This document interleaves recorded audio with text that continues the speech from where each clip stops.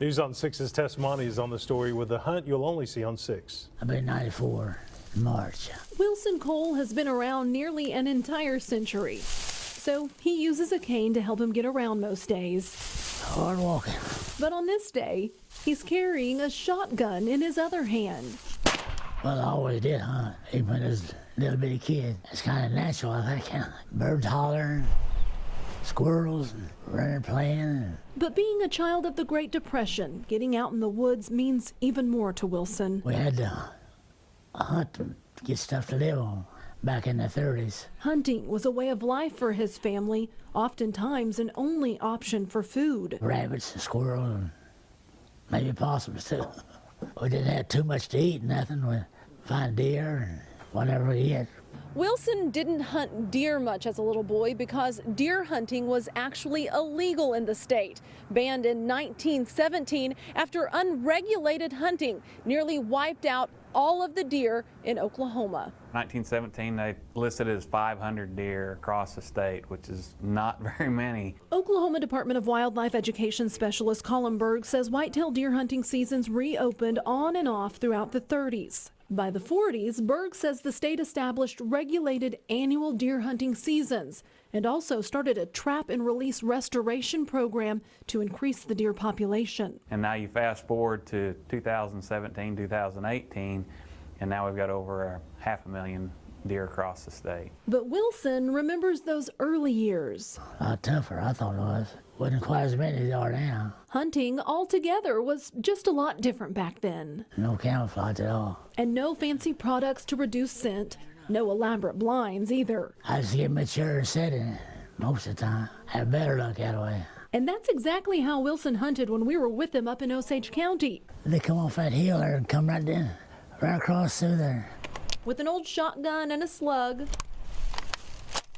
But no scope, just some bifocals. Here, right here. Wilson harvested a doe in one shot.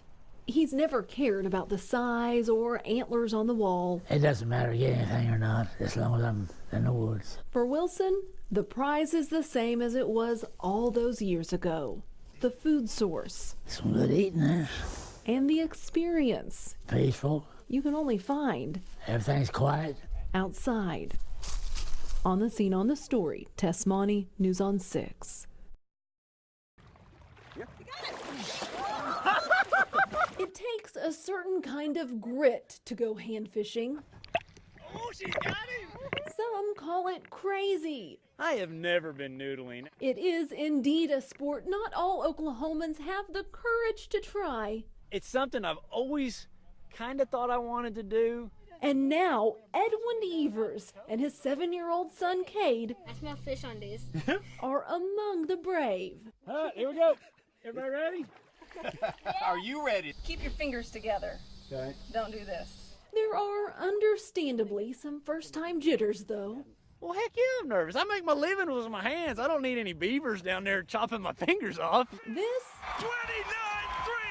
is how most know Edwin The native son gets it done! as the best bass fisherman in the world. Your 2016 Geico Bassmaster Classic champion, Edwin Evers! It's been about 4 months since Edwin earned that title and took home the $300,000 prize. Since then, It's been a whirlwind. he's become one of the most recognizable figures in fishing. Before, I was just a guy with a bunch of logos on a truck and a boat driving into a gas station. Now it's like, driving down the highway, you don't go very far without people thumbs up, honking, waving. That kind of attention could easily go to a guy's head, but not Edwin Evers. He's still the same down-to-earth guy he's always been. He values his family and faith above all else. And on this day, Will you help me though? Edwin and his son are making memories the way only two Okies could. You put two hands on it. If you pull it out with one hand, you'll lose that fish. By trying their hands at noodling for the first time. My first catfish, noodling right there, boys. Look at that. Turns out, Edwin's a natural. I got it! He hand-caught almost every flathead catfish he touched. That's why he's called a flathead. See how flat his head is? Yeah. You get the thrill of bass fishing, seeing that strike on the lure, Today I got the feel of the strike on my hand. You know, there's a big difference right there. Edwin's son is just as brave as his dad. Yeah, Dad. Did you? Awesome! Cade noodled several holes with a little help and even pulled out a few to show the camera. It bit and it got my whole hand in its mouth. It got about to like right here and then it bit down. It came back up. And it came off. Oh, he got away. Sounds like a fishtail. It's awesome. These two will be telling for decades to come. I was excited to come, but I had no idea it was going to be that much fun. I think it's going to be something that my son's going to remember all his life. I'm going to remember it. Tess Monty, He's got your name on him, buddy. News on 6. They're the only ones not wearing swim trunks at the lake this weekend.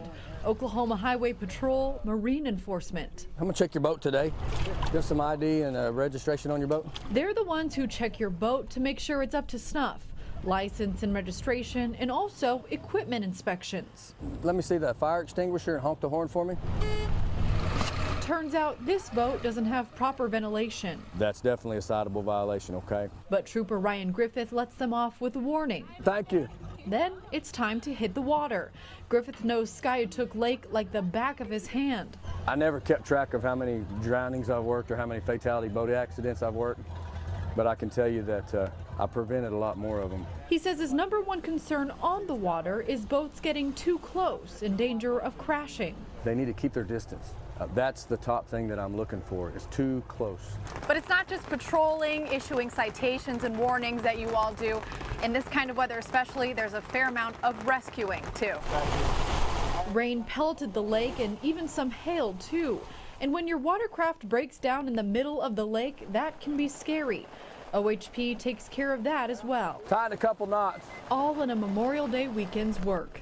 Annie Chang, News on 6. All right, you guys can come in. Cool. Kelly Klaus had a long day of rounding up his cattle.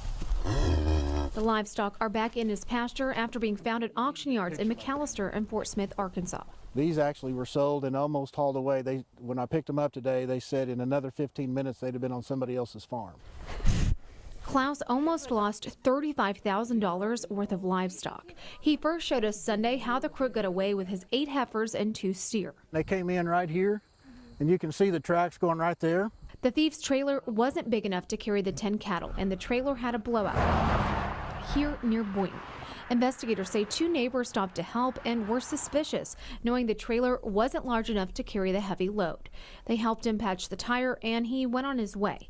That night, Klaus's story appeared on News on 6. One of their wives was watching the news that night and told her husband, said, I think that may be the guy. The guy that you guys helped this morning may be the guy that stole the cattle. The cattle had already been taken to auction to be sold. However, Oklahoma Department of Agriculture investigators say the neighbors took down the tag number, which led them to Jimmy Manley. I didn't think I'd ever see these cattle again. Klaus says one of his most valuable heifers is still running loose near Boynton.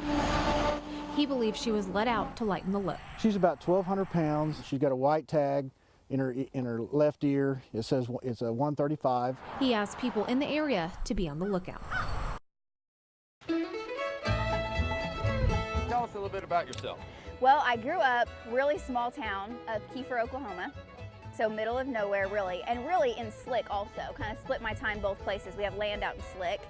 So I just grew up in the outdoors, true Okie through and through, you know. All there was to do was hunt and fish. Now, Dick, what just happened here? Yeah, well, this is a checking to see how much line I've got. Okay.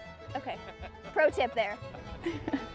Oh, look, you got the first fish. Dick, we can edit this out too, Dick. You want me to kiss it? I'm trying to be a gentleman here. You are quite the gentleman. Mwah. I saw him come up and hit it, but see, look at him. Oh, you got him. There we go. I got him this time. There you go. Hallelujah. That's a good one. Yeah, well, that's a nice one. It's a fish. You got bass thumb already. Whoa. I went to school at OU and majored in meteorology from there, and my goal wasn't to be on TV for the longest time. In fact, until my senior year, I didn't want to be on TV. I wanted to do research and work for the Weather Service. And then I kind of fell into an internship at News 9.